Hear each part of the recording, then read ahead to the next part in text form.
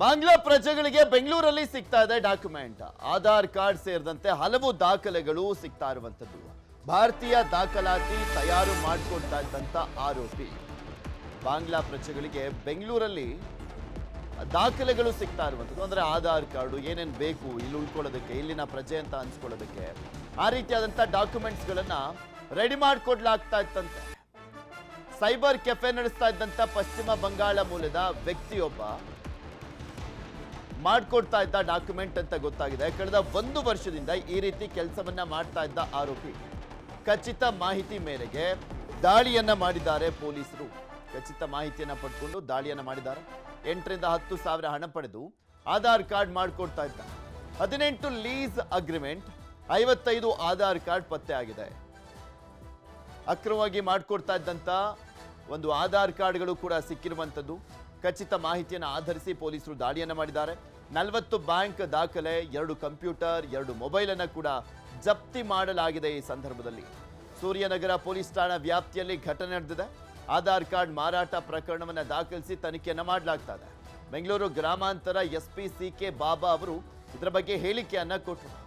ಇಂಥವರಿಂದನೇ ತುಂಬಾ ಜನ ಅಕ್ರಮ, ಬೇರೆ ದೇಶದ ವಾಸಿಗಳೆಲ್ಲ ಇಲ್ಲಿ ನಮ್ಮ ದೇಶದವರು ಅಂತ ದಾಖಲೆಯನ್ನ ಮಾಡಿಕೊಂಡು ಇಲ್ಲೇ ಬದುಕುವಂತಾಗಿದೆ. ಅಕ್ರಮ ನಿವಾಸಿಗಳು ಯಾರು, ಸಕ್ರಮ ಯಾರು, ಇದ್ಯಾವುದು ಕೂಡ ಗೊತ್ತೇ ಆಗೋದಿಲ್ಲ.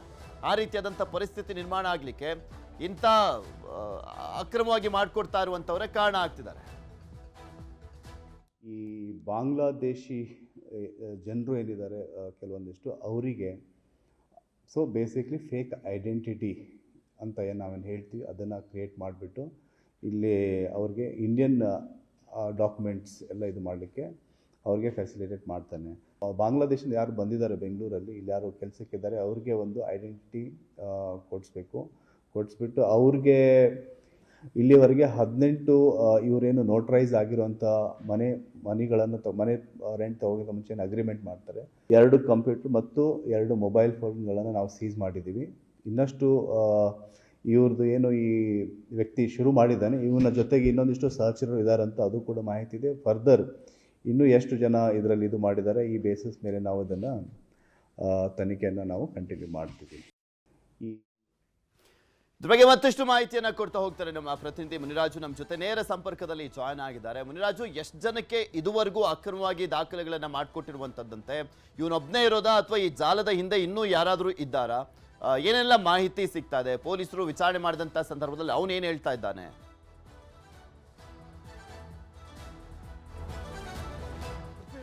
ಹೊರವಲಯದಲ್ಲಿ ಒಂದು ಬಾಂಗ್ಲಾದೇಶಿ ಪ್ರಜೆಗಳಿಗೆ ಒಂದು ಅಕ್ರಮವಾಗಿ ಒಂದು ಆಧಾರ್ ಕಾರ್ಡ್ ಅನ್ನು ಮಾಡಿಕೊಡ್ದಂತ ಒಬ್ಬ ವ್ಯಕ್ತಿಯನ್ನ ಈಗ ಪೊಲೀಸರು ಬಂಧಿಸಿರೋದು. ಏನು ಬೆಂಗಳೂರು ಹೊರವಲಯದ ಒಂದು ಸೂರ್ಯ ಸಿಟಿ ಏನಿದೆ, ಈ ಒಂದು ಏರಿಯಾದಲ್ಲಿ ಅರ್ನಬ್ ಮಂಡಲ್ ಎಂಬ ವ್ಯಕ್ತಿ ಏನಿದ್ದಾನೆ, ಈತ ಪಶ್ಚಿಮ ಬಂಗಾಳದ ಮೂಲದ ನಿವಾಸಿಯಾಗಿದ್ದು ಬೆಂಗಳೂರಿನಲ್ಲಿ ಬಂದು ಒಂದು ಕೆಲಸವನ್ನು ಮಾಡ್ಕೊಂಡಿರ್ತಾನೆ. ಈ ನಡುವೆ ತನ್ನದೇ ಒಂದು ಸೈಬರ್ ಸೆಂಟರ್ ಅನ್ನು ತೆರೆದು ಅದರಲ್ಲಿ ಒಂದು ಆಧಾರ್ ಕಾರ್ಡ್ ಅನ್ನು ಒಂದು ತಯಾರಿ ಮಾಡುವಂತ ಕೆಲಸವನ್ನು ಕೂಡ ಆತ ಶುರು ಮಾಡಿಕೊಂಡಿದ್ದ.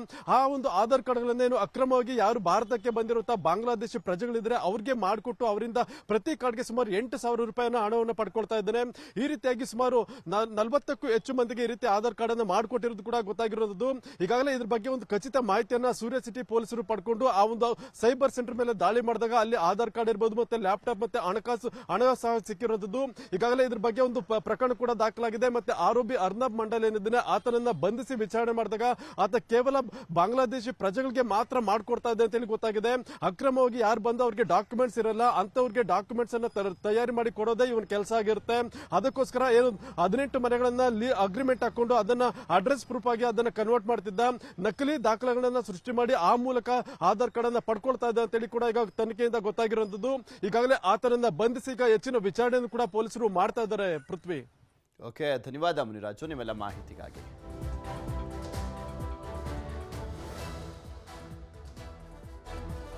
ಕಲುಷಿತ ಆಗ್ತಾ ಇದೆ ಜೀವಜಲ, ಕೆರೆ ಸೇರ್ತಾ ಇದೆ ಆಸ್ಪತ್ರೆಯ ತ್ಯಾಜ್ಯ.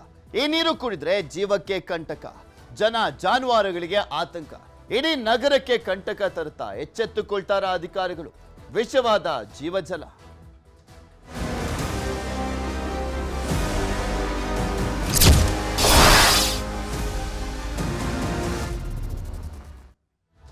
ಈ ನಗರದಲ್ಲಿ ಜೀವಜಲವೇ ವಿಷವಾಗ್ತಾ ಇದೆ. ಕೆರೆಗೆ ತಂದು ಸುರಿತಾ ಇದ್ದಾರೆ ಆಸ್ಪತ್ರೆಯ ತ್ಯಾಜ್ಯವನ್ನ. ಕೆರೆ ಅವಲಂಬಿಸಿರುವಂತ ಜನರು ಈಗ ಕಂಗಾಲಾಗಿದ್ದಾರೆ, ಆತಂಕವನ್ನ ವ್ಯಕ್ತಪಡಿಸುವಂತಾಗ್ತಾ ಇದೆ. ಬಿಕಾಸ್ ಆಸ್ಪತ್ರೆಯ ತ್ಯಾಜ್ಯ ಮೊದಲೇ ಕೆಮಿಕಲ್ಲು, ಅದೆಲ್ಲವೂ ಕೂಡ ನೀರಿಗೆ ಹಾಕ್ತಾ ಇರುವಂತ ಕಾರಣಕ್ಕೋಸ್ಕರ ಅದು ಇನ್ನೂ ಕೂಡ ವಿಷವಾಗಿ ಪರಿಣಮಿಸ್ತಾ ಇದೆ. ತುಮಕೂರಿನ ಹೆಬ್ಬಾಕದ ಕೆರೆಗೆ ಈ ರೀತಿಯಾಗಿ ತ್ಯಾಜ್ಯವನ್ನ ತಂದು ಬಿಸಾಕಲಾಗ್ತಾ ಇರುವಂಥದ್ದು. ತುಮಕೂರಿನ ನಾಗರಿಕರ ಎಚ್ಚರ, ಹೆಬ್ಬಾಕ ಕೆರೆ ನೀರು ಕುಡಿಯುವ ಮುನ್ನ ಸ್ವಲ್ಪ ಯೋಚಿಸಿ ಅಂತ ಪರಿಸ್ಥಿತಿ ನಿರ್ಮಾಣ ಆಗಿದೆ. ಹೆಬ್ಬಾಕ ಕೆರೆ ಸೇರಿದೆ ವಿಷಕಾರಕ ಆಸ್ಪತ್ರೆಯ ತ್ಯಾಜ್ಯ. ಟನ್ಗಟ್ಲೆ ಆಸ್ಪತ್ರೆ ತ್ಯಾಜ್ಯವನ್ನ ತಂದು ಸುರಿತಾ ಇದ್ದಾರೆ ಕಿಡಿಗೇಡಿಗಳು. ಅಲ್ಲಿ ಬಳಸಿದಂತ ಸಿರಿಂಜ್ಗಳು, ಔಷಧಿ, ವ್ಯಾಕ್ಸಿನ್ಗಳು ಪತ್ತೆ ಆಗಿದ್ದಾವೆ. ತುಮಕೂರಿಗೆ ನೀರು ಪೂರೈಸುವಂತ ಹೆಬ್ಬಾಕ ಕೆರೆ ಅದು. ರಾಷ್ಟ್ರೀಯ ಹೆದ್ದಾರಿ 48ರ ಪಕ್ಕದ ಕೆರೆ ದಡದಲ್ಲಿ ಈ ತ್ಯಾಜ್ಯ ಪತ್ತೆ ಆಗಿದೆ. ಸುಟ್ಟಿದ್ದಾರೆ. ಎಷ್ಟೋ ಅದು ನೀರಿಗೂ ಕೂಡ ಸೇರ್ಕೊಂಡಿರುವಂಥದ್ದು. ತುಮಕೂರು ನಗರಕ್ಕೆ ಕುಡಿಯುವ ನೀರು ಪೂರೈಕೆ ಮಾಡುವಂತ 2ನೇ ಹಂತದ ಯೋಜನೆ, ಆ ಯೋಜನೆಯ ವ್ಯಾಪ್ತಿಗೆ ಒಳಪಡುತ್ತೆ ಹೆಬ್ಬಾಕ ಕೆರೆ. ಆ ಹೆಬ್ಬಾಕ ಕೆರೆಯ ಬಳಿ ಈ ರೀತಿಯಾಗಿ ತ್ಯಾಜ್ಯವನ್ನ ತಂದು ಸುರಿಯಲಾಗ್ತಾ ಇದೆ. ಅಲ್ಲಿ ಅದು ನೀರಿಗೂ ಕೂಡ ಮಿಶ್ರಣ ಆಗ್ತಾ ಇರುವಂಥದ್ದು. ಹಾಗೆ ಪ್ರಾಣಿಗಳ ತ್ಯಾಜ್ಯವನ್ನ ಕೂಡ ತಂದು ಸುರಿಯಲಾಗ್ತಾ ಇದೆ. 1 ಟನ್ನು 2 ಟನ್ನು ಅಲ್ಲ, ಸಾಕಷ್ಟು ನೂರಾರು ಟನ್ಗಳನ್ನ ಅಲ್ಲಿ ತಂದು ಸುರಿಯುವಂತ ಕೆಲಸ ಆಗ್ತಾ ಇದೆ, ಸುಡುವಂತ ಕೆಲಸ ಆಗ್ತಾ ಇದೆ. ಸೊ ಅಲ್ಲಿನ ಗ್ರಾಮಸ್ಥರು, ಅಲ್ಲಿನ ಜನ ಎಲ್ಲ ಕೂಡ ಆಕ್ರೋಶವನ್ನ ವ್ಯಕ್ತಪಡಿಸ್ತಾ ಇದ್ದಾರೆ. ಕೋಳಿ ಕಸ ಮತ್ತು ಮೆಡಿಸಿನ್ಸು ಕೆರೆ ಒಳಗೆ ಹಾಕಿ ಹೋಗ್ತಾರೆ. ಜಿಲ್ಲಾಡಳಿತ ಆಗಲಿ, ಮಹಾನಗರ ಪಾಲಿಕೆಯವರಾಗಲಿ ಯಾರೂ ಗಮನ ವಹಿಸಲ್ಲ. ತೀರಾ MLA ಅಂತೂ ಇದ್ದಿದ್ದು ಕೇಳಲೇಬೇಡಿ ನೀವು. ಅವರು ಅವತ್ತು ಗೆದ್ದು ಅದನ್ನು ಪುಣ್ಯಾತ್ಮ ಇವತ್ತವರೆಗೂ ಬಂದಿಲ್ಲ. ಇಲ್ಲಿ ಜಿಲ್ಲಾ ಪಂಚಾಯತ್ಗೆ ಹೋಗಿ ದೂರು ಕೊಡೋಣ ಅಂದರೆ ಅಲ್ಲಿ CO ಇದು ಅಸ್ತಿತ್ವವಾಗಿ ಇಲ್ವೇ ಇಲ್ಲ. ಇದ್ರ ಬಗ್ಗೆ ಯಾರು ಗಮನ ಕೊಡೋ ಜನವೇ ಇಲ್ವಾ? ಲಾರಿ ತುಂಬ್ಕೊಂಡು ಸುರಿತಾ ಇದ್ದಾರೆ. ಮತ್ತು ಇನ್ನೊಂದು ಏನು ಅಂದರೆ ಕೆರೆ ತುಂಬ ಹಡ್ಕೊಂತ ಇದೆ. ದನ ಕರುಗಳಿಗೆ ಕಾಯಿಲೆ ಕಸಾಲೆ ಬರ್ತಾ ಇದೆ. 40,000, 50,000, 80,000 ಕೊಟ್ಟು ಸೀಮೆ ಸತ್ತಾರೆ. ತುಮಕೂರು ಜಿಲ್ಲೆ ಒಳಗೆ ಯಾರು ಇಲ್ವೇ ಇಲ್ಲ. ಯಾವ ಆಫೀಸರ್ಗಳು ಬೆಲೆ ಇಲ್ವಂಗಾರೆ? ಯಾರು ಏನು ಮಾಡಂಗೆ ಅಲ್ವಾ? ಇನ್ನು ಮುಂದೆ ಏನಾದರೂ ಇವ್ರು ಇದೇ ರೀತಿ ನಡ್ಕೊಂಡ್ರೆ ಉಗ್ರ ಹೋರಾಟ ಮಾಡಬೇಕಾಗ್ತದೆ. ಈ ಹೆಬ್ಬಾಕದ ಕೆರೆಯಿಂದ ತುಮಕೂರು ಜನ ಫುಲ್ಲು ನೀರು ಕುಡಿತಾರೆ. ಈ ಕೆರೆಯಲ್ಲಿ, ಈ ಕೆರೆಗೆ ಬೀಳಬಾರದ್ದೇ ಇಲ್ಲ, ಅಷ್ಟು ಬೀಳ್ತಾ ಇದೆ. ಕೋಳಿಯಿಂದ ಹಿಡ್ಕೊಂಡು ಮುಂಚೆ ಕೋಳಿ, ದನ, ಫುಲ್ ಮೆಡಿಷನ್ನೇ ಸಹ ಬೀಳ್ತಾ ಇದೆ. ಬಂದು ಅದ್ ಕಡೆ ಹೋಗ್ಬಿಟ್ರೆ ಫುಲ್ಲು ಸ್ಮೆಲ್ಲು. ಈ ನೀರು ಸಹ, ಈ ನೀರು ಮುಟ್ಟಿದ್ರು ಸ್ಮೆಲ್ಲು. ಇದೇ ನೀರನ್ನೇ ತುಮಕೂರು ನಮ್ಮ ತಾಲೂಕಿಗೆ ನೀರು ಹೋಗ್ತಾ ಇದೆ. ಇಲ್ಲಿಂದ ಎಲ್ಲ ಫುಲ್ಲು ಜನಗಳೆಲ್ಲ ಕುಡಿತಾ ಇದ್ದಾರೆ. ಕುಡಿದು ಅದು ಕಲುಷಿತಗೊಂಡ್ಬಿಟ್ಟಿದೆ. ಇಲ್ಲಿ ದನ ಕರುನು ಸಹ ಇಲ್ಲಿ ಕುಡಿಯೋಕ್ಕಾಗ್ತಾ ಇಲ್ಲ. ನೋಡಿ, ಆ ದನ ಕರುಗಳೆಲ್ಲ ಹೋಗ್ತಾ ಇದ್ದಾರೆ, ಕೆರೆ ಒಳಗೆ ಕುಡಿಸ್ತಾ ಇಲ್ಲ, ಎಲ್ಲ ಅವ್ರ ಮನೆಗಳಿಗೆ ಹೋಗ್ತಾ ಇದ್ದಾರೆ. ಆ ಥರ ಫುಲ್ಲು ಕಲುಷಿತಗೊಂಡ್ಬಿಟ್ಟಿದೆ. 2 ಗಂಟೆ ಸುಮಾರು, 3 ಗಂಟೆ ಸುಮಾರಲ್ಲಿ ಬಂದ್ಬಿಟ್ಟು ಫುಲ್ ಎಲ್ಲ ಲೋಡ್ ಗಟ್ಟಲೆ ಬಂದ್ಬಿಟ್ಟು ಸುರಿದು ಹೋಗ್ತಾ ಇದ್ದಾರೆ. ಅದು ಆ ಕಡೆ ಸೈಡ್ ಎಲ್ಲನ ಏರಿ ಮೇಲೆ ಸೆತ್ತ ನೋಡ್ರೆ ಹುಳ ಆಗ್ಬಿಟ್ಟೆ. ರಾತ್ರಿ ಹೊತ್ತು ಮನುಷ್ಯ ತಿರ್ಗಾಡೋಕ್ಕಲ್ಲ. ಆ ಕಡೆ ನೋಡಿದ್ರೆ ಎಲ್ಲ ವೇಸ್ಟೇಜು, ತುಮಕೂರು ನಗರ ವೇಸ್ಟೇಜಲ್ಲಿ ಹೆಬ್ಬಾಕದ ಕೆರೆ ದಡ್ಡಲ್ಲಿರುತ್ತೆ. ಯಾರು ಇದಕ್ಕೆ ಕೇಳೋರು ದಿಕ್ಕು ದೆಸ ಯಾರೂ ಇಲ್ಲ. ಈ ವ್ಯವಸ್ಥೆಗೆ ಯಾರು ಹೊಣೆ? ಇಲ್ಲಿನ MLAಗಳಿಗೆ ಅವ್ರಿಗೆ ಇವಾಗ ಆ ಕಡೆ ಯಾವತ್ತೂ ಬರ್ತಾರೆ. ಬಂದು ಸ್ಥಳ ಪರಿಶೀಲನೆ ಮಾಡಿರಿ. ಹೆಬ್ಬಾಕದ ಏರಿ ಜಂಗಲ್ ನೋಡಿಬಿಟ್ರೆ ರಾತ್ರಿ ಹೊತ್ತು ಮಕ್ಕಳಾಗಲಿ ಮರಿಯಾಗಲಿ ಹೋಗೋಕ್ಕಾಗುತ್ತಾ? ದಿನನಿತ್ಯ ಈಗ ಮಾಡಿದರೆ ಕುಡಿಯೋ ನೀರಿಗೆ ಏನು ಮಾಡ್ತಾರೆ? ಇಲ್ಲಿಂದ ನಗರಕ್ಕೆ ಹೋಗಿ ನಗರದ ಜನ ಏನನ್ನೇ ಮಾಡೋರು, ನೀವು ಮಾಡತಕ್ಕಂಥ ಸಣ್ಣತನದ ಕೆಲಸಕ್ಕೆ ದನದ ವೇಸ್ಟ್ಗಳೆಲ್ಲ ಹಾಕೋದು ತಡೆದ್ರೆ ನಾವು ನಾಗರಿಕರಿಗೆ ಒಳ್ಳೆದಾಗಿ. ಇದ್ರ ಬಗ್ಗೆ ಮತ್ತಷ್ಟು ಮಾಹಿತಿಯನ್ನ ಕೊಡ್ತಾ ಹೋಗ್ತಾರೆ ನಮ್ಮ ಪ್ರತಿನಿಧಿ ವಿಠಲ್. ನಮ್ಮ ಜೊತೆ ದೂರವಾಣಿ ಸಂಪರ್ಕದಲ್ಲಿ ಜಾಯ್ನ್ ಆಗ್ತಾರೆ. ವಿಠಲ್, ಅಲ್ಲಿ ಆಸ್ಪತ್ರೆ ತ್ಯಾಜ್ಯವನ್ನೆಲ್ಲ ತಂದು ಸುರಿಯುವಂಥ ಕೆಲಸ ಆಗ್ತಾ ಇದೆ, ವಿಷ ಆಗ್ತಾ ಇದೆ ಅಲ್ಲಿನ ನೀರು ಅನ್ನುವಂಥದ್ರ ಬಗ್ಗೆ ಅಲ್ಲಿನ ಗ್ರಾಮದ ಎಲ್ಲ ಜನನೂ ಕೂಡ ಆಕ್ರೋಶವನ್ನ, ಅಸಮಾಧಾನವನ್ನ, ಆತಂಕವನ್ನ ವ್ಯಕ್ತಪಡಿಸ್ತಾ ಇದ್ದಾರೆ. ಇದು ನಗರಕ್ಕೆ ಬೇರೆ ಪೂರೈಕೆ ಆಗುವಂಥ ನೀರು. ಯಾರು ತಲೆ ಕೆಡಿಸ್ಕೊಳ್ತಾ ಇಲ್ವಾ? ಜನಪ್ರತಿನಿಧಿಗಳಾಗ್ಲಿ, ಅಧಿಕಾರಿಗಳಾಗ್ಲಿ, ಅಥವಾ ವೈದ್ಯಕೀಯ ಸಿಬ್ಬಂದಿಯವರಾಗ್ಲಿ? ಪೃಥ್ವಿ, ಈ ಒಂದು ಏನು ತುಮಕೂರು ತಾಲೂಕಿನ ಹೆಬ್ಬಾಕ ಕೆರೆ ಏನಿದೆ, ಈ ಒಂದು ಹೆಬ್ಬಾಕ ಕೆರೆಗೆ ಅಧಿಕಾರಿಗಳಾಯ್ತು ಅಥವಾ ಜನಪ್ರತಿನಿಧಿಗಳಾಯ್ತು ಅಥವಾ ಸ್ಥಳೀಯ ಆಡಳಿತ ಆಯ್ತು, ಯಾರು ಕೂಡ ಆ ಕಡೆ ಗಮನ ಕೊಡದಲ್ಲೇ ಇರೋದಕ್ಕೆ ಇಷ್ಟೆಲ್ಲ ದುರಂತ ನಡೀತಾವೆ ಅಂತಾನೆ ಹೇಳ್ಬೋದು. ಯಾಕಂದ್ರೆ ಈ ಒಂದು ಏನು ಆಸ್ಪತ್ರೆ ತ್ಯಾಜ್ಯ ಇವತ್ತು ಹೊಸದಾಗಿ ಅಲ್ಲಿಂದ ಪ್ರಕರಣ ಈಚೆ ಬರ್ತಾ ಇರ್ಬೋದು. ಆದ್ರೆ ಈ ಒಂದು ಕೆರೆಗೆ ಸುತ್ತಮುತ್ತಲಿನ ಪ್ರದೇಶಗಳಲ್ಲಿ ಅಥವಾ ನ್ಯಾಷನಲ್ ಹೈವೇ ಇದು ತಡದಲ್ಲೇ ಇರೋದ್ರಿಂದ ಸುಮಾರು 4-5 ವರ್ಷಗಳಿಂದನೂ ಕೂಡ ಪ್ರಪಂಚದಲ್ಲಿ ಇಲ್ಲ ಏನೇನು ಕಲ್ಮಶ ಅಂತ ಏನೇನು ಇರುತ್ತೋ ಅದನ್ನೆಲ್ಲ ತಗೊಂಡ್ ಬಂದು ಆ ಒಂದು ಕೆರೆ ದಡದಲ್ಲಿ ಹೋಗ್ತಾ ಇರ್ತಕ್ಕಂಥದ್ದು. ಏನು ಕಳೆದ 2 ವರ್ಷಗಳಿಂದ ಉತ್ತಮ ಮಳೆ ಆಗ್ತಾ ಇದೆ. ಈ ಮಳೆಯಿಂದ ಸುಮಾರು ಅಲ್ಲಿ ವೇಸ್ಟ್ ಆಗಿ ಬಿದ್ದಿದ್ದಂತ ತ್ಯಾಜ್ಯ ವಸ್ತುಗಳೆಲ್ಲ ಈಗ ಕೆರೆಯ ನಡು ನೀರಿನಲ್ಲಿ ತೇಲ್ತಾ ಇರ್ತಕ್ಕಂಥದ್ದು. ದುರಂತ ಅಂದ್ರೆ ಈಗ ಏನು ಕಳೆದ 1 ವಾರದಿಂದ ಈಚೆಗೆ ಲಾರಿಗಳಲ್ಲಿ, ಟ್ರಾಕ್ಟರ್ಗಳಲ್ಲಿ, ಆಟೋಗಳಲ್ಲಿ ಮತ್ತೆ ಸಣ್ಣ ಸಣ್ಣ 2 ವೀಲರ್ಗಳಲ್ಲಿ ಆಸ್ಪತ್ರೆ ತ್ಯಾಜ್ಯವನ್ನ ಅಲ್ಲಿ ಬಂದು ಸುರಿದು ಹೋಗಿರ್ತಕ್ಕಂಥದ್ದು. ಅಲ್ಲಿ ದೃಶ್ಯದಲ್ಲಿ ಗಮನಿಸಬಹುದು. ಅಲ್ಲಿ ಲಾರಿ ಲೋಡ್ ಗಟ್ಟೆ ಅಲ್ಲಿ ತಂದು ಸುರಿದು ಹೋಗಿರ್ತಕ್ಕಂಥದ್ದು. ವೇಸ್ಟ್ ಬಟ್ಟೆಗಳಾಗಿರ್ಬೋದು, ಮತ್ತೆ ಪೇಷಂಟ್ಸ್ ಗಳಿಗೆ ಆಪರೇಷನ್ಸ್ ಆಗಿದ್ದಂತ ಬಟ್ಟೆಗಳಾಗಿರ್ಬೋದು, ಅಲ್ಲಲ್ಲಿ ರಕ್ತದ ಕಲೆಗಳು ಕೂಡ ಅಲ್ಲಿ ಒಂದು ಕಾಣುತ್ತೆ. ಅದನ್ನೆಲ್ಲ ಕೂಡ ಅಲ್ಲಿ ತಂದು ರಸ್ತೆ ಬದಿಯಲ್ಲಿ ಹಾಕಿರ್ತಕ್ಕಂಥದ್ದು. ಇನ್ನೊಂದು ಪ್ರಮುಖವಾದ ಅಂಶ ಅಂದ್ರೆ ಏನು ನ್ಯಾಷನಲ್ ಹೈವೇ 46 ಏನಿದೆ ಆ ಸರ್ವಿಸ್ ರೋಡ್ಗೂ ಮತ್ತೆ ಹೆಬ್ಬಾಕ ಕೆರೆಗೂ ಸೆಂಟ್ರಲಿ ಇದನ್ನ ಹಾಕಿರ್ತಕ್ಕಂಥದ್ದು. ಒಂದು ಕಡೆ ಇಲ್ಲಿ ಸರ್ವಿಸ್ ರೋಡ್ ಅಲ್ಲಿ ಓಡಾಡೋಂತ ಪ್ರಯಾಣಿಕರಿಗೂ ಕೂಡ ಅಲ್ಲಿ ಸಮಸ್ಯೆ ಆಗಿದ್ರೆ, ಇನ್ನೊಂದು ಕಡೆ ಇದೊಂದು ಸಂಪೂರ್ಣವಾಗಿ ತೇಲಿ ಹೋಗಿ ಕೆರೆ ನೀರನ್ನ ಸೇರ್ತಾ ಇದೆ. ಈ ಬಗ್ಗೆ ತುಮಕೂರಿನ ತಹಶೀಲ್ದಾರ್ ರಾಜೇಶ್ವರಿ ಅವರು ಕೂಡ ನಿನ್ನೆ ಮತ್ತೆ ಇವತ್ತು ಎರಡನ್ನೂ ಕೂಡ ಭೇಟಿ ಮಾಡಿ ಅಲ್ಲಿ ಸ್ಥಳ ಪರಿಶೀಲನೆ ಮಾಡಿದ್ದಾರೆ. ಜೊತೆಗೆ ಈಗಾಗಲೇ ಅಲ್ಲಿನ ಸ್ಥಳೀಯ ಶಾಸಕರು, ತುಮಕೂರಿನ ಗ್ರಾಮಾಂತರ ಬಿಜೆಪಿ ಶಾಸಕ ಸುರೇಶ್ ಗೌಡ ಅವರು ಕೂಡ ಈ ಒಂದು ವಿಚಾರದಲ್ಲಿ ಈಗಾಗಲೇ ಅಧಿಕಾರಿಗಳಿಗೆ ವಿಚಾರ ಮುಟ್ಟಿದ್ದಾರೆ. ಅಂದ್ರೆ ಅದೇನಾಗಿದೆ ನೋಡಿ ಅಂತ ಹೇಳಿ ಅವರು ಕೂಡ ಈಗಾಗಲೇ ಅವರಿಗೆ ಗಮನ ಕೊಟ್ಟಿರ್ತಕ್ಕಂಥದ್ದು. ಇದರಲ್ಲಿ ಪ್ರಮುಖವಾಗಿ ಏನು ತುಮಕೂರು ಮಹಾನಗರ ಪಾಲಿಕೆ ಜೊತೆಗೆ ತುಮಕೂರಿನ ಡಿಸಿ ಅವರು ಈ ಒಂದು ವಿಚಾರದಲ್ಲಿ ಸಾಕಷ್ಟು ಗಮನವನ್ನು ಹರಿಸಬೇಕಾಗುತ್ತೆ. ಯಾಕಂದ್ರೆ ಈ ಒಂದು ಪ್ರಕರಣ ಇದು ನಿನ್ನೆ ಮೊನ್ನೆದಲ್ಲ, ಸುಮಾರು 4-5 ವರ್ಷಗಳಿಂದಲೂ ಕೂಡ ಈ ತರದೊಂದು ಅಲ್ಲಿ ಈ ಆಸ್ಪತ್ರೆ ತ್ಯಾಜ್ಯ ಅಂದ್ರೆ ಎಲ್ಲೇದು ಬರೀ ತುಮಕೂರು ನಗರದ ಆಸ್ಪತ್ರೆ ತ್ಯಾಜ್ಯ ಅಥವಾ ಬೇರೆ ಜಿಲ್ಲೆದೇನಾದ್ರೂ ತಗೊಂಬಂದು ಇಲ್ಲಿಂದ ಆಗ್ತಾ ಇರುವಂತದ ಬೆಂಗಳೂರಿಂದ ಏನ್ ಮಾಹಿತಿ ಸಿಗ್ತಾ ಇದೆ ಅದ್ರ ಬಗ್ಗೆ? ಅದು ನ್ಯಾಷನಲ್ ಹೈವೇ ತಡದಲ್ಲೇ ಇರೋದ್ರಿಂದ ಇದು ಯಾವ ಆಸ್ಪತ್ರೆ ಇದು ತ್ಯಾಜ್ಯ ಅಂತ ಹೇಳಿ ಅವರಿಂದ ಕೂಡ ನಾವು ಪರಿಶೀಲನೆ ಮಾಡ್ತೀವಿ ಅಂತ ಹೇಳ್ತಾ ಇದ್ದಾರೆ. ಅಲ್ಲಿ ಮನುಷ್ಯರು ಅಲ್ಲಿ ಸಾಮಾನ್ಯವಾಗಿ ಮನುಷ್ಯರು ಕೂಡ ಅಲ್ಲಿ ಹೋಗಿ ಯಾವ್ದಿದು ಎಲ್ಲಿ ಆಸ್ಪತ್ರೆ ಇದು ಅಂತ ಹೇಳಿ ಪರಿಶೀಲನೆ ಮಾಡೋದಕ್ಕೂ ಕೂಡ ಆಗಂತ ಪರಿಸ್ಥಿತಿಯಲ್ಲಿ ಆ ಒಂದು ತ್ಯಾಜ್ಯ ಇರ್ತಕ್ಕಂಥದ್ದು. ಯಾಕಂದ್ರೆ ಅಲ್ಲಿ ಸ್ಥಳದಲ್ಲಿ ನೋಡಿದ್ರೆ ಎಲ್ಲಾ ರೀತಿಯಾದಂತಲ್ಲೂ ಕೂಡ ಏನು ಆ ರಕ್ತದ ಕಲೆಗಳಾಗಿರತಕ್ಕಂಥ ಬಟ್ಟೆಗಳಾಗಿರ್ಬೋದು, ಸಿರಂಜಿಸ್ಗಳಾಗಿರ್ಬೋದು, ಮತ್ತೆ ಟ್ಯೂಬ್ಗಳಾಗಿರ್ಬೋದು, ಬೇರೆ ಬೇರೆ ಎಲ್ಲಾ ತರದ್ದು ಅಲ್ಲಿ ಇರೋದ್ರಿಂದ, ಜೊತೆಗೆ ಈ ಕೋಳಿ ತ್ಯಾಜ್ಯ ಅಲ್ಲೂ ಕೂಡ ಅಲ್ಲಿ ಲಗೇಜ್ ಆಟದಲ್ಲಿ ತುಮಕೂರಿನ ಸುತ್ತಮುತ್ತಲಿನಲ್ಲಿ ಅವರೇನ್ ಕ್ಲೀನ್ ಮಾಡ್ತಾರೆ ಅದನ್ನು ಕೂಡ ಅಲ್ಲಿ ತಗೊಂಡೋಗಿ ಎಸೆಯೋದ್ರಿಂದ ದುರ್ವಾಸನೆ ಇರೋದ್ರಿಂದ ಅಲ್ಲಿ ಮನುಷ್ಯರು ಕೂಡ ಹೋಗೋದಕ್ಕೆ ಅಲ್ಲಿ ಇನ್ನು ಮುಂದೆ ನೋಡ್ತಾ ಇರ್ತಕ್ಕಂಥದ್ದು. ಈಗಾಗಲೇ ಅಧಿಕಾರಿಗಳು ಅಲ್ಲಿಂದ ಬರುವಂತ ತ್ಯಾಜ್ಯ, ಆಸ್ಪತ್ರೆಗೆ ಸಂಬಂಧಪಟ್ಟಿರುವಂತ ತ್ಯಾಜ್ಯ ಎಲ್ಲಿಂದ ಬರ್ತಿದೆ, ಯಾವ ಆಸ್ಪತ್ರೆ ಅದು ತುಮಕೂರಿಂದ ಅಥವಾ ಶಿರಾದ ಅಥವಾ ಏನೋ ನ್ಯಾಷನಲ್ ಹೈವೇ ಪಕ್ಕದಲ್ಲೇ ಇರೋದ್ರಿಂದ ಯಾರಾದ್ರೂ ಬೇರೆ ಜಿಲ್ಲೆಯಿಂದ ಅಲ್ಲಿ ತಂದು ಅಲ್ಲಿ ಡಂಪ್ ಮಾಡಿ ಹೋಗಿದ್ದಾರೆ ಅನ್ನೋದು ಕೂಡ ಪರಿಶೀಲನೆ ನಡೆಸಿದ್ದಾರೆ. ಪೃಥ್ವಿ. ಓಕೆ, ಧನ್ಯವಾದ ವಿಠಲ್ ನಿಮ್ಮೆಲ್ಲ ಮಾಹಿತಿಗಾಗಿ. ಈಗ ಆಲ್ರೆಡಿ ತಹಶೀಲ್ದಾರ್ ಕೂಡ ಹೋಗಿದ್ರಂತೆ ನಿನ್ನೆ ಮತ್ತೆ ಇವತ್ತು. ಇದೇ ವಿಚಾರಕ್ಕೆ ಸಂಬಂಧಪಟ್ಟಂತೆ ಮಾತಾಡಲಿಕ್ಕೆ ನಮ್ಮ ಜೊತೆ ಗ್ರಾಮ ಪಂಚಾಯತಿ ಸದಸ್ಯರಾಗಿರುವಂತ ನೀಲಕಂಠ ಸ್ವಾಮಿ ಅವರು ದೂರವಾಣಿ ಸಂಪರ್ಕದಲ್ಲಿದ್ದಾರೆ. ನಮಸ್ಕಾರ ನೀಲಕಂಠ ಸ್ವಾಮಿ ಅವರೇ. ನಮಸ್ಕಾರ ಸರ್. ಎಷ್ಟು ವರ್ಷದಿಂದ ಈ ರೀತಿಯಾಗಿ ತಂದು ತ್ಯಾಜ್ಯವನ್ನೆಲ್ಲ ಸುರಿಯಲಾಗ್ತಾ ಇದೆ? ವರ್ಷದಿಂದ ಅನ್ನೋದಕ್ಕಿಂತ ಒಂದು 3-4 ತಿಂಗಳಿಂದ ಈ ಕಡೆಗೆ ಶುರು ಮಾಡಿದ್ದಾರೆ ಸರ್. ಟ್ರ್ಯಾಕ್ಟರ್ ಅಲ್ಲಿ ಮತ್ತೆ ಲಾರಿಗಳನ್ನ ತಗೊಂಡ್ಬಂದು ಅವ್ರ ವೇಸ್ಟೇಜ್ ನ ಮೆಡಿ ವೇಸ್ಟ್ ನ ತಗೊಂಡ್ಬಂದು ಅಲ್ಲಿ ಸುರಿತಾರೆ ಸರ್. ಅದೇ ನೀರಲ್ಲೆಲ್ಲ ಮಿಕ್ಸ್ ಆದ್ರೆ ಇನ್ನೇನು ಅಲ್ಲಿ ವಿಷನೇ ಆಗೋಗ್ಬಿಟ್ಟಿರುತ್ತೆ ನೀರು. ಹೌದು ಸರ್, ಅದು ನಮ್ಮ ತುಮಕೂರಿಗೆ ಕುಡಿಯೋ ನೀರಿಂದ ಹೋಗುತ್ತೆ ಸರ್. ನಮ್ಮ ಹೆಬ್ಬಾಕ ಕೆರೆಯಿಂದ ಅದು ಕುಡಿಯೋ ನೀರಿಗೆ ಹೋಗಂತದ್ದು ಸರ್. ಹಂಗಾಗಿ ತುಂಬಾ ತೊಂದರೆ ಆಗುತ್ತೆ ಅಂತ ಅನ್ಬಿಟ್ಟು ನಾವು ಅಲ್ಲಿ ಕಾರ್ಪೊರೇಷನ್ ಅವ್ರಿಗೆ, ಮಹಾನಗರ ಪಾಲಿಕೆ ಅವ್ರಿಗೆ ಫೋನ್ ಹಾಕಿ ಕೇಳ್ತಾ ಇದೀವಿ, ಯಾರು ರೆಸ್ಪಾನ್ಸ್ ಮಾಡ್ತಾ ಇಲ್ಲ.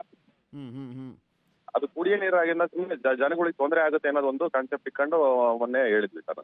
ಇತ್ತೀಚೆಗೆ ಅಲ್ಲಿ ಸುರಿತಾ ಇರೋದು ಹಾಗಾದ್ರೆ ತ್ಯಾಜ್ಯ ಅಲ್ಲ? ತ್ಯಾಜ್ಯ ಅಂತಂದ್ರೆ ಬೇರೆ ಬೇರೆ ಕಸ ಸುರಿತಾ ಇದ್ರು ಮೊದಲು. ಇಲ್ಲಿ ತುಮಕೂರು ವೇಸ್ಟೇಜ್ ಅವು ಇವು ತಗೊಂಬಂದ್ ಸುರಿ ಯಾರು ಬಿಡತ್ತಲ್ಲ, ಏನೋ ಒಂದ್ ಲೆಕ್ಕಕ್ಕೆ ತರಕಾರಿ ಹೂವು ಅವು ಇವು ತಗೊಂಬಂದ್ ಹಾಕೋರು ಏನೋ ಬಿಡತ್ತಾಗೆ ಅಂತ ಸುಮ್ಮನಿದ್ರು ಎಲ್ಲಾರು ಜನ. ಇದು ಮೆಡಿ ವೇಸ್ಟ್ ಅಂದ್ರೆ ಮೆಡಿಕಲ್ ಅಲ್ಲಿ ವೇಸ್ಟ್ ಆಗಿರೋಂಥ ಎಕ್ಸ್ಪೈರಿ ಡೇಟ್ ಆಗಿರೋಂಥವು ಅವು ಇವನ್ನ ತಗೊಂಬಂದ್ ಸುರಿತಾ ಇದಾರೆ. ಯಾರ ಗಮನಕ್ಕೂ ಬಂದಿಲ್ವಾ? ಈಗ ನೀವೆಲ್ಲ ತಿಳಿಸಾದ್ಮೇಲೂ ಕೂಡ ಯಾರ ಗಮನಕ್ಕೂ ಬಂದಿಲ್ವಾ? ಏನೋ ತಹಶೀಲ್ದಾರ್ ಎಲ್ಲ ಬಂದಿದ್ರಂತಲ್ಲ ನಿನ್ನೆ ಮತ್ತೆ ಇವತ್ತೆಲ್ಲ? ಅಲ್ಲ, ನಿನ್ನೆ ಬಂದಿರಬಹುದು ಸರ್, ಇವತ್ತು ಬಂದಿರೋದು ರಿಪೋರ್ಟ್ ಇಲ್ಲ ಸರ್. ಯಾಕಂದ್ರೆ ನಮ್ಮ PDO ಅವ್ರಿಗೂ ಹೇಳಿದೀನಿ, ನಮ್ಮ ಗ್ರಾಮ ಪಂಚಾಯತಿ PDO ಅವ್ರಿಗೂ ಹೇಳಿದೀನಿ, ಯಾರ ಬಂದ್ರೆ ನನಗೆ ರಿಪೋರ್ಟ್ ಮಾಡಿ ಅಂತ ನಾನು ಹೇಳಿದ್ದೆ. ಯಾರು ಬಂದ್ರೆ ನನಗೆ ಇನ್ನೂ ಗಮನಕ್ಕೆ ಬಂದಿಲ್ಲ ಸರ್. ಓಕೆ, ಏನಂದ್ರು ನಿನ್ನೆ ತಹಶೀಲ್ದಾರ್ ಬಂದಿದ್ರಂತಲ್ಲ? ಇಲ್ಲ ಸರ್, ತಹಸೀಲ್ದಾರ್ ಬಂದಿರೋದು ರಿಪೋರ್ಟ್ ಯಾರಿಗೂ ನನಗೇನೋ ಅಪ್ಡೇಟ್ ಮಾಡಿಲ್ಲ ಸರ್ ನಾನು. ಓಕೆ, ನಿಮ್ಮ MLAಗೂ ಕೂಡ ಗೊತ್ತಾಗಿಲ್ವಾ? ಸರ್, ನಿನ್ನೆ ಸುರೇಶ್ ಗೌಡ್ರಿಗೂ ನಿನ್ನೆ ಫೋನ್ ಮಾಡಿ ಹೇಳಿದೀವಿ ಸರ್. ಆಮೇಲೆ ಜ್ಯೋತಿ ಗಣೇಶ್ ಸಾಹೇಬ್ರಿಗೂ ನಿನ್ನೆ ಫೋನ್ ಹಾಕಿ ಹೇಳಿದೀವಿ. ಇಲ್ಲ ಹಂಗಾಗಿರೋದು ಜ್ಯೋತಿ ಗಣೇಶ್ ಸಾಹೇಬ್ರು ಫೋನ್ ಮಾಡ್ಬಿಟ್ಟು ಇಲ್ಲ ನಾನು ಅಲ್ಲಿ ಅಟೆಂಡ್ ಮಾಡೋದಕ್ಕೆ ಹೇಳಿದೀನಿ ಅಂತ ಅಂದಿದ್ದಾರೆ ಸರ್. ಈಗ ಪರಿಹಾರ ಅಂದ್ರೆ ಏನು ಅದಕ್ಕೆ? ಈಗ ರಾತ್ರಿ ಬಂದೆಲ್ಲ ಸುರಿದೋಗ್ಬಿಡ್ತಾರಪ್ಪ, ಈಗ ಗೊತ್ತೇ ಆಗಲ್ಲ. ಹೌದು ಸರ್, ಅದು ನೋಡ್ಕೋಬೇಕು ಸರ್. ಈಗ ಕೆರೆ ಬಂದ್ಬಿಟ್ಟು ಈಗ ಅದು ತುಮಕೂರಿಗೆ ನೀರಿಗೆ ಅಂತ ಅಂದ್ಬಿಟ್ಟು ಕೊಟ್ಟಿರೋದು ಕಾರ್ಪೊರೇಷನ್ ಅವ್ರನ್ನ ಮೇಂಟೈನ್ ಮಾಡ್ಬೇಕಾಗಿರೋಂಥದ್ದು. ಕಾರ್ಪೊರೇಷನ್ ಅವ್ರು ಬಂದು ಅದನ್ನ ನೋಡ್ಕೋಬೇಕು ಸರ್. ಏನೋ ಆ ಥರ ಆಗ್ದಂಗೆ ನೋಡ್ಕೋಬೇಕು, ಅಥವಾ ಫೆನ್ಸಿಂಗ್ ಮಾಡಬೇಕು, ಆ ಥರದ್ದು ಏನೋ ಮಾಡಬೇಕು ಅವ್ರು. ಈಗ ಆಕ್ಚುಲಿ ತಹಶೀಲ್ದಾರ್ ಅವರ ಗಮನಕ್ಕೆ ತಂದಿದ್ವಿ ನಾವು ನಿನ್ನೆ. ಅವ್ರು ಬಂದಿದ್ರಂತೆ, ನಿನ್ನೆ ಬಂದು ನಾವ್ ಇದ್ರ ಬಗ್ಗೆ ಪರಿಶೀಲನೆ ಮಾಡ್ತೀವಿ, ಕ್ರಮ ಕೈಗೊಳ್ತೀವಿ ಅಂತ ಹೇಳಿದಾರಂತೆ. ನೋಡೋಣ ಯಾವ ರೀತಿಯಾಗಿ ಅವ್ರ ಕ್ರಮವನ್ನ ಕೈಗೊಳ್ಳುವಂತ ಕೆಲಸ ಮಾಡ್ತಾರೆ ಅಂತ. ಕ್ರಮ. ಓಕೆ, ಧನ್ಯವಾದ ನೀಲಕಂಠ ಸ್ವಾಮಿ ಅವರೇ, ನ್ಯೂಸ್ 18 ಜೊತೆ ಮಾತನಾಡಿದಾಗ. ಸರ್ಕಾರಿ ಜಾಗಗಳೇ ಈ ಖದೀಮರ ಟಾರ್ಗೆಟ್. ಸರ್ಕಾರಿ ಜಾಗಗಳ ಮಣ್ಣಿಗೆ ಹಾಕ್ತಾ ಇದ್ದಾರೆ ಕನ್ನ. ಚಿಕ್ಕಮಗಳೂರಿನಲ್ಲಿ ಜೋರಾದ ಮಣ್ಣು ಮಾಫಿಯಾ. ಚಿಕ್ಕಮಗಳೂರಲ್ಲೂ ಕೂಡ ಮಣ್ಣು ಮಾಫಿಯಾ ನಡೀತಾ ಇರುವಂಥದ್ದು. ಸರ್ಕಾರಿ ಜಾಗಗಳೇ ಕಳ್ಳರ ಟಾರ್ಗೆಟ್ ಆಗಿದ್ದಾವೆ. ಚಿಕ್ಕಮಗಳೂರಿನ ಹಲವು ಭಾಗಗಳಲ್ಲಿ ಮಣ್ಣಿಗೆ ಕನ್ನ ಹಾಕಲಾಗ್ತಾ ಇದೆ. ಇಲಾಖೆಗಳಿಗೆ ಸೇರಿದ ಭೂಮಿಯಲ್ಲೇ ಮಣ್ಣನ್ನ ಕಳವು ಮಾಡಲಾಗ್ತಾ ಇದೆ. ಅದು ಬೀಕನಹಳ್ಳಿ ಗ್ರಾಮದ ಸಮೀಪ ಅಕ್ರಮ ಮಣ್ಣು ಗಣಿಗಾರಿಕೆಯನ್ನ ಮಾಡಲಾಗ್ತಾ ಇರುವಂಥದ್ದು. ಚಿಕ್ಕಮಗಳೂರಿನ ಹೌಸಿಂಗ್ ಬೋರ್ಡ್ ಅಂತ ಬರುತ್ತೆ, ಅದರ ಸಮೀಪ ಬೀಕನಹಳ್ಳಿ ಬರುತ್ತೆ. ಆ ಬೀಕನಹಳ್ಳಿ ಗ್ರಾಮದ ಸಮೀಪ ಅಕ್ರಮ ಮಣ್ಣು ಗಣಿಗಾರಿಕೆಯನ್ನ ಮಾಡಲಾಗ್ತಾ ಇದೆ. ಚುರ್ಚೆ ಗುಡ್ಡವನ್ನೇ ಕೊರಿತಾ ಇದ್ದಾರೆ ಮಣ್ಣು ಕಳ್ಳರು. ಇಲ್ಲಿ AIT ಕಾಲೇಜ್ ಬರುತ್ತೆ, ಇಂಜಿನಿಯರಿಂಗ್ ಕಾಲೇಜ್, ಅದರ ಹತ್ರ ಅಲ್ಲಿ ಚುರ್ಚೆ ಗುಡ್ಡವನ್ನೇ ಕೊರಿತಾ ಇದ್ದಾರೆ, ಮಣ್ಣನ್ನ ತೆಗಿತಾ ಇದ್ದಾರೆ. ಮಣ್ಣು ಕಳುವಾಗ್ತದೆ, ಮಣ್ಣು ಗಣಿಗಾರಿಕೆ ಮಾಡಲಾಗ್ತದೆ. ಸಮಾಜ ಕಲ್ಯಾಣ ಇಲಾಖೆಗೆ ಸೇರಿರುವಂಥ ಜಮೀನು ಅದು. ಅಧಿಕಾರಿಗಳ ಕೃಪಾ ಕಟಾಕ್ಷದಿಂದಲೇ ಅಕ್ರಮ ನಡೀತಾ ಇದೆಯಾ ಅನ್ನುವಂಥ ಪ್ರಶ್ನೆ. ಯಾಕೆಂದ್ರೆ ಎಲ್ಲವೂ ಗೊತ್ತಿದ್ದು ಕಣ್ಮುಚ್ಕೊಂಡು ಕೂತ್ಕೊಂಡಿದ್ದಾರಾ, ಅಥವಾ ಇವರಿಗೂ ಏನು ತಲುಪಿಸ್ಬೇಕು ಅದನ್ನ ತಲುಪಿಸ್ಬಿಟ್ಟು ಅಕ್ರಮವಾಗಿ ಮಣ್ಣು ದಂಧೆಯನ್ನ ಮಾಡಲಾಗ್ತಾ ಇದೆಯಾ? ಕಂಡು ಕಾಣದಂತೆ ಇರುವಂಥ ಅಧಿಕಾರಿಗಳು. ಈ ಅಧಿಕಾರಿಗಳ ದುಡ್ಡು ಕೊಟ್ಬಿಟ್ರೆ ಸಾಕು, ಏನು ಬೇಕಾದರೂ ಮಾಡ್ಕೊಳ್ಳಿ ಅಂತ ಹೇಳ್ತಾರೆ. ಅಂತ ನಿರ್ಲಜ್ಜ ಬೇಜವಾಬ್ದಾರಿ ಅಧಿಕಾರಿಗಳೇ ಆಲ್ಮೋಸ್ಟ್ ತುಂಬಿ ತುಳುಕ್ತಾ ಇರುವಂಥದ್ದು. ಅಂಥದ್ರಲ್ಲಿ ಇದನ್ನು ಕೇಳ್ತಾರಾ? ಅವ್ರ ಜಮೀನ್ದೇನಲ್ವಲ್ಲ, ಸರ್ಕಾರದಲ್ವ, ಹೋದ್ರು ಹೋಗ್ಲಿ, ನನಗೆ ಎಷ್ಟು ಬರುತ್ತೆ ಅಷ್ಟು ಇಟ್ಸ್ಕೊಂಡು ಆರಾಮಾಗಿ ಕುತ್ಕೊಳ್ಳೋಣ ಅಂತಿರ್ತಾರೆ ಅಧಿಕಾರಿಗಳು. ಹಂಗೆ ಆಗ್ತಾ ಇದೆ ಇಲ್ಲಿ ನೋಡಿ ಯಾವ ರೀತಿಯಾಗಿ ಮಣ್ಣು ಗಣಿಗಾರಿಕೆಯನ್ನ ಮಾಡಲಾಗ್ತಾ ಇದೆ ಅಲ್ಲಿ ಅಂತ. ಸಾಕಷ್ಟು ಲಾರಿಗಳು ಬರ್ತಾ ಇದ್ದಾವೆ, ಪ್ರತಿನಿತ್ಯ ಅಲ್ಲಿ ಮಣ್ಣು ಗಣಿಗಾರಿಕೆಯನ್ನ ಮಾಡಲಾಗ್ತಾ ಇದೆ. ಸರ್ಕಾರದ ಒಂದು ಜಮೀನದು, ಸಮಾಜ ಕಲ್ಯಾಣ ಇಲಾಖೆಯ ಜಮೀನು. ಟಿಪ್ಪರ್ ಮಣ್ಣಿಗೆ 1800ದಿಂದ 2000 ರೂಪಾಯಿಯನ್ನ ಇಸ್ಕೊಳ್ಳಲಾಗ್ತಾ ಇದೆ. ಹಗಲಿರುಳು ಮಣ್ಣು ಸಾಗಿಸ್ತಾ ಇದ್ದಾರೆ ಖದೀಮರು. ಅಧಿಕಾರಿಗಳು ಮಾತ್ರ ಸೈಲೆಂಟ್ ಆಗಿದ್ದಾರೆ. ಅವ್ರಿಗೆ ಎಷ್ಟು ಹೋಗ್ತಾ ಇದೆಯೇನೋ ಗೊತ್ತಿಲ್ಲ. ಒಂದು ಲೋಡಿಗೆ ಇಂತಿಷ್ಟು ಒಂದು ಫಿಕ್ಸ್ ಮಾಡ್ಕೊಂಡಿರ್ತಾರೆ. ಇದು ಚಿಕ್ಕಮಗಳೂರಿನ ಹೆಬ್ಬಾಗಿಲು.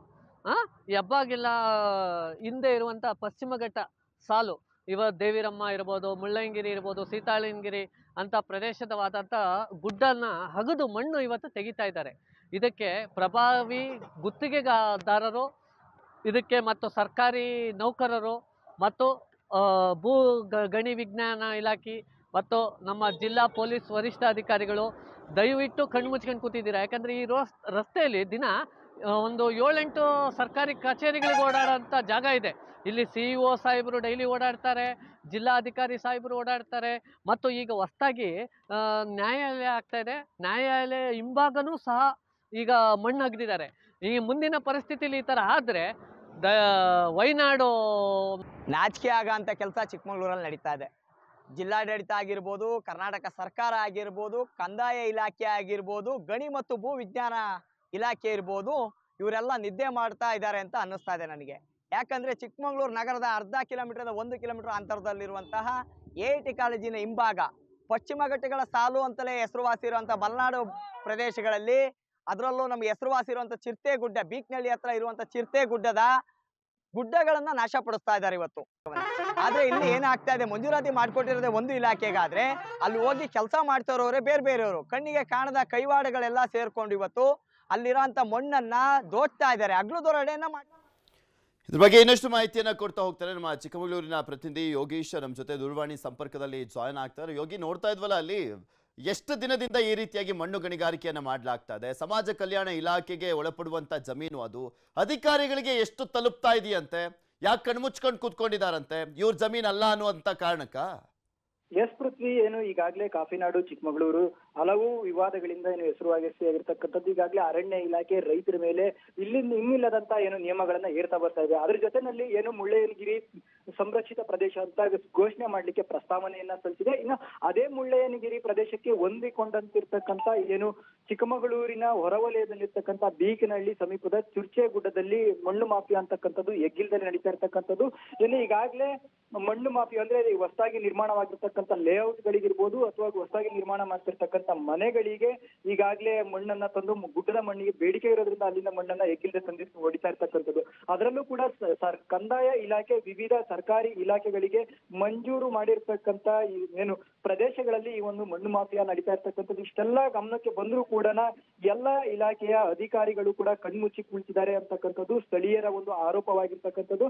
ಏನು ಈ ಕುರಿತಾಗಿ ಈಗಾಗಲೇ ಬೀಕ್ನಳ್ಳಿ ಚುರ್ಚಗುಡ್ಡದಲ್ಲಿ ಮಣ್ಣನ್ನ ಏನು ಕತ್ತು ಹೊಡಿತಾ ಇದ್ದಾರೆ. ಆ ಒಂದು ಪ್ರದೇಶ ಈಗೇನು ಸಮಾಜ ಕಲ್ಯಾಣ ಇಲಾಖೆಗೆ ಸೇರಿರ್ತಕ್ಕಂಥದ್ದು. ಆದ್ರೂ ಕೂಡ ಯಾವುದೇ ರೀತಿಯಾಗಿ ಸಮಾಜ ಕಲ್ಯಾಣ ಇಲಾಖೆಯ ಅಧಿಕಾರಿಗಳು ದೂರನ್ನ ನೀಡಿಲ್ಲ ಅಂತಕ್ಕಂಥದ್ದು ಪೊಲೀಸ್ ಇಲಾಖೆಯ ಮೂಲಗಳ ಮಾಹಿತಿ ಆಗಿರ್ತಕ್ಕಂಥದ್ದು.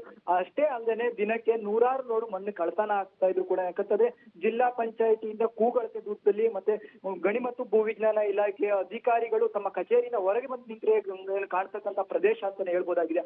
ಆದ್ರೂ ಕೂಡ ಗಣಿ ಮತ್ತು ಭೂವಿಜ್ಞಾನ ಇಲಾಖೆಯ ಅಧಿಕಾರಿಗಳು ಯಾವುದೇ ಒಂದು ಕ್ರಮವನ್ನ ಕೈಗೊಂಡಿಲ್ಲ. ಅದ್ರ ಜೊತೆಗೆ RTO ಇಲಾಖೆಯವರು ಕೂಡ ಯಾವುದೇ ಒಂದು ರೀತಿಯಾದಂತಹ ಲಾರಿಯನ್ನಾಗ್ಲಿ ಅಥವಾ JCBಗಳನ್ನಾಗ್ಲಿ ಸೀಸ್ ಮಾಡ್ತಕ್ಕಂಥ ಕ್ರಮಕ್ಕೆ ಮುಂದಾಗಿಲ್ಲ ಅಂತಕ್ಕಂಥದ್ದು ಸ್ಥಳೀಯರ ವಿರೋಧವಾಗಿದೆ. ಅದ್ರ ಜೊತೆನಲ್ಲಿ ಏನಾಗಿದೆ ಅಂತಂದ್ರೆ ಈಗ ರೈತರು ಯಾವುದೇ ಆದಂತಹ ಒಂದು ಸಣ್ಣ ಪುಟ್ಟ ಕೆಲಸಗಳನ್ನ ಮಾಡ್ಲಿಕ್ಕೆ ಮುಂದಾದ್ರೆ ಅವ್ರ ಮೇಲೆ ಇನ್ನಿಲ್ಲದ ಕ್ರಮಗಳನ್ನ ಏರ್ತಕ್ಕಂಥ ಅಧಿಕಾರಿ. ನೋಡೋಣ, ಈಗ ಸುದ್ದಿ ಬಿತ್ತರ ಆಗಿದೆಯಲ್ಲ ಯೋಗಿ, ಇದನ್ನ ಫಾಲೋ ಅಪ್ ಮಾಡಿ ಈಗಲಾದ್ರೂ ಕ್ರಮ ಕೈಗೊಳ್ತಾರಾ ಅಥವಾ ಇನ್ನು ಎಷ್ಟು ಬೇಕಷ್ಟು ಬಾಚ್ಕೊಂಡು ಸೈಲೆಂಟ್ ಆಗಿರ್ತಾರ ಎಲ್ಲ ಖಾಲಿ ಆದ್ಮೇಲೆ ಅನ್ನುವಂಥದ್ದು ನೋಡೋಣ ಅಧಿಕಾರಿಗಳು. ಧನ್ಯವಾದ ನಿಮ್ಮೆಲ್ಲ ಮಾಹಿತಿಗಾಗಿ. ಗದಗದಲ್ಲಿ ವಿಂಡ್ ಪವರ್ ಕಂಪನಿ ಲಾರಿಗಳ ದರ್ಬಾರ್. ರೈತರ ರಸ್ತೆಗಳಲ್ಲಿ ಬೃಹತ್ ಲಾರಿಗಳ ಅನಧಿಕೃತ ಸಂಚಾರ ಇದೆ. ಲಾರಿಗಳ ಸಂಚಾರದಿಂದ ಧೂಳಿನಿಂದ ಅಪಾರ ಬೆಳೆ ಹಾನಿಯಾಗ್ತಾ ಇದೆ. ಗದಗದಲ್ಲಿ ವಿಂಡ್ ಪವರ್ ಕಂಪನಿ ಲಾರಿಗಳ ದರ್ಬಾರ್. ರೈತರ ರಸ್ತೆಗಳಲ್ಲಿ ಬೃಹತ್ ಲಾರಿಗಳ ಅನಧಿಕೃತ ಸಂಚಾರ ಇರುವಂಥದ್ದು. ಲಾರಿಗಳ ಸಂಚಾರದಿಂದ ಕಂಪ್ಲೀಟ್ ಆಗಿ ಧೂಳಾಗ್ತಾ ಇದೆ. ಸೊ ಹೀಗಾಗಿ ಬೆಳೆ ಹಾನಿ ಆಗ್ತಾ ಇದೆ. ಅನಧಿಕೃತ ಪ್ರವೇಶ ಮಾಡಿದ ಲಾರಿಗಳನ್ನ ತಡೆದಿದ್ದಾರೆ ರೈತರು. ಗಜೇಂದ್ರಗಡ ತಾಲೂಕಿನ ನೆರೆಗಲ್ ವ್ಯಾಪ್ತಿಯಲ್ಲಿ ಲಾರಿಗಳಿಗೆ ತಡೆಯನ್ನು ಒಡ್ಡಲಾಗಿದೆ. ಲಾರಿಗಳನ್ನು ತಡೆದು ಸೂಕ್ತ ಪರಿಹಾರಕ್ಕೆ ಅನ್ನದಾತರು ಆಗ್ರಹಿಸ್ತಾ ಇದ್ದಾರೆ. ಐರಿಸ್ ಕಂಪನಿಗೆ ಸೇರಿದಂತ ಬೃಹತ್ ಲಾರಿಗಳು, ವಿಂಡ್ ಫ್ಯಾನ್ ರೆಕ್ಕೆಗಳನ್ನ ಸಾಗಿಸುವ ಬೃಹತ್ ಲಾರಿಗಳು ಅವು. ರೈತರ ರಸ್ತೆಯಲ್ಲಿ ಪರವಾನಗಿ ಪಡೆಯದಿದ್ದಕ್ಕೆ ರೈತರು ಅಲ್ಲಿ ಆಕ್ರೋಶವನ್ನ ವ್ಯಕ್ತಪಡಿಸಿದ್ದಾರೆ. ವಿಂಡ್ ಫ್ಯಾನ್ ರೆಕ್ಕೆಗಳನ್ನ ಸಾಗಿಸುವಂತ ಬೃಹತ್ ಲಾರಿಗಳು, ಗೊತ್ತಲ್ಲ ವಿಂಡ್ ಫ್ಯಾನ್ ಲಾರಿಗಳು ಎಷ್ಟೆಷ್ಟು ಉದ್ದ ಇರ್ತವೆ ಅಂತ ನಿಮಗೆ ತೋರಿಸ್ತಾ ಇದೀವಿ. ಆ ದೃಶ್ಯಾವಳಿಗಳಲ್ಲಿ ಗಮನಿಸಬಹುದು ನೀವು. ಲಾರಿಗಳೆಲ್ಲವನ್ನು ಕೂಡ ತಡೆದಿದ್ದಾರೆ. ಈಗ ರೈತರ ಜಮೀನಿನ ಒಂದು ರಸ್ತೆಯಲ್ಲಿ ಹೋಗ್ತಾ ಇದ್ದಂಥ ಕಾರಣಕ್ಕೋಸ್ಕರ ಅದು ಮೊದಲೇ ಮಣ್ಣಿನ ರೋಡಲ್ಲಿ ಇಂಥ ದೊಡ್ಡ ಲಾರಿಗಳು ಹೋದ್ರೆ ಕೇಳಬೇಕಾ, ಫುಲ್ಲು ಧೂಳು. ಸೊ ಹೀಗಾಗಿ ಆ ರಸ್ತೆ ಮಧ್ಯೆನೇ ಗುಂಡಿ ತೋಡಿದ್ದಾರೆ. ಸರಿಯಾಗಿ ಮಾಡಿದ್ದಾರೆ ರೈತರು. ಯಾವುದೇ ಪರ್ಮಿಷನ್ ಇಲ್ಲ, ಎಲ್ಲ ರೂಲ್ಸ್ ಬ್ರೇಕ್ ಮಾಡಿ ಅಲ್ಲಿ ಓಡಾಡ್ತಾ ಇದ್ವಂತೆ ಲಾರಿಗಳು. ಸ್ವರ ನಮ್ದು ಇಲ್ಲಿ 13 ಗುಂಟೆ ರೀ, ಒಳಗೆ 16 ಗುಂಟೆ ರೀ. ಸ್ವರ ಏನಾಗಲಿ ನಮ್ಮ ರೈತರಿಗೆ ಏನು ಕಿಮ್ಮತ್ತಿಲ್ಲ ನೋಡ್ರಿ ಸರ್. ನಮ್ಮ ಮನೆ ಈಗ ನೋಡ್ರಿ ಬಾಳಕ ಅಲ್ಲಿ ಬಿಟ್ಟು ಓಡಿ ಬಂದಿವಿ ರೀ. ಇದು ಹಲ್ಗಡ್ಗೆರೆ ಏನಂತೀರಿ ಇದು? ಹಿಂಗೆ ಮಾಡಿ ಅನ್ಯಾಯ ಮಾಡಿ ಹಿಂಗೆ ತೊಗೊಂಡು ಹಿಂಗೆ ಮಾಡಿ ಅನ್ಯಾಯ ಮಾಡಕತ್ತಾರೆ. ಈಗ ಅನ್ಯಾಯ ಅಂದ್ರೆ ಏನು ರೀ? ಈಗ ಗಾಡಿ ರಾತ್ರಿ ಬರ್ದು ನಮ್ಮ ಹೊಲದಾಗ ಕೆಬ್ರದು ಬಿಡ್ಸ್ಕೊಂಡದು, ರಾತ್ರಿ ಕೆಬ್ರದು ಹೊಲ ಬಿಡ್ಸ್ಕೊಂಡು ನಮ್ದು ಹೊಲ ಹಾಳಾಗ್ತಾರೆ. ಇಲ್ಲಿ ತರ್ಬಿ ಯಾವ್ದೇನಂತ ಹಿಂಗೆ ಲಾಸ್ ಆಗೈತೆ ರೀ. ಒಟ್ಟು ದರ್ಕಾರ ಮಾಡೋಲ್ರಿ, ಏನು ಮಾಡೋಲ್ರಿ. ಈಗ ಅವರು ಇನ್ನೂ ಈಗ ಬೇರೆ ಕಂಪ್ನಿಯವ್ರು ಬರಾಕತ್ತವ್ರಿ. ಈಗ ನಮ್ಮ ಒಂದು ಕಂಪ್ನಿ ಕೊಟ್ಟಿವ್ರು, ಅವರು ಬರ್ಬೇಕು ಅಷ್ಟೇ ರೀ. ಊರು ಬದ್ಲಿಯವ್ರು ಬಂದು 2 ಕಂಪ್ನಿ ನಾವು ಒಂದೇ ಕಂಪ್ನಿ ಕೊಟ್ಟಿವ್ರಿ. ನಮ್ಮದು ರೈತರ ಜಮೀನೊಳಗೆ ಇವು ಪ್ಯಾನ್ ಕಂಪ್ನಿ ಆಗಿದ್ದು ರಿನ್ಯೂ ಕಂಪ್ನಿಗೆ ಅಗ್ರಿಮೆಂಟ್ ಆಗೈತೆ ರೀ. ಈಗ 2 ವರ್ಷದಿಂದ. ಈಗ ಅದನ್ನು ಬಿಟ್ಟು ಅದು ಇನ್ನೊಂದು 2-3 ತಿಂಗಳಿಗೆ ಮುಗೀತು ರೀ ಇವ್ರದ್ದು.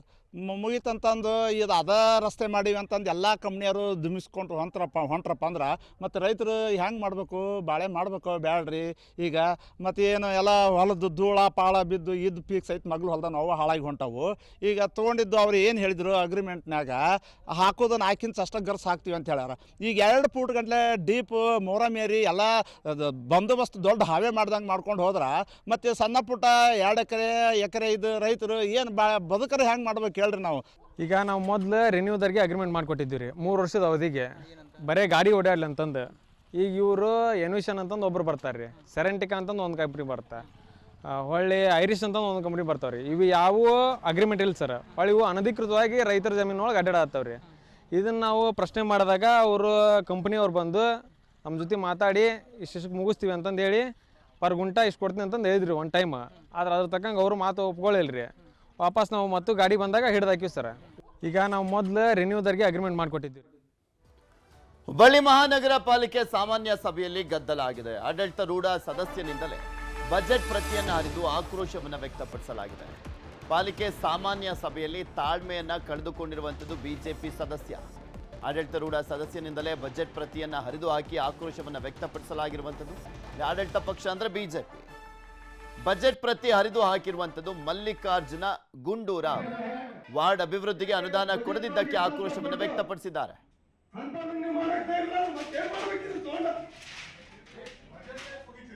ನೋಡ್ರಿ ನೀವೊಬ್ಬರು ಇದೇ ಸದಸ್ಯರಿ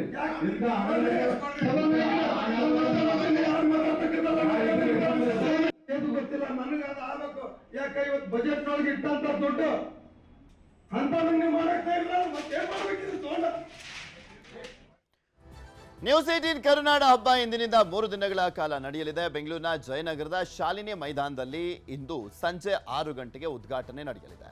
ಕರುನಾಡ ಹಬ್ಬಕ್ಕೆ ಸಚಿವ ರಾಮಲಿಂಗಾರೆಡ್ಡಿ, ಶಾಸಕ ರಾಮಮೂರ್ತಿ, ಸಂಸದ ತೇಜಸ್ವಿ ಸೂರ್ಯ ಚಾಲನೆಯನ್ನ ಕೊಡಲಿದ್ದಾರೆ. ನ್ಯೂಸ್ 18 ಕರುನಾಡ ಹಬ್ಬದಲ್ಲಿ ಸಾಂಸ್ಕೃತಿಕ ಕಾರ್ಯಕ್ರಮಗಳ ವೈಭವ ಇರಲಿದ್ದು, ಇದರ ಜೊತೆಗೆ ಆಹಾರ ಮೇಳ, 100 ಶಾಪಿಂಗ್ ಸ್ಟಾಲ್ಗಳು, ಮಕ್ಕಳಿಗಾಗಿ ವಾಟರ್ ಬೋಟಿಂಗ್, ಟ್ರೈನ್ ಗೇಮ್ಸ್, ರಸಪ್ರಶ್ನೆ ಕಾರ್ಯಕ್ರಮ ಇರಲಿದೆ. ನೀವು ಬನ್ನಿ, ಕರುನಾಡ ಹಬ್ಬವನ್ನು ಎಂಜಾಯ್ ಮಾಡಿ.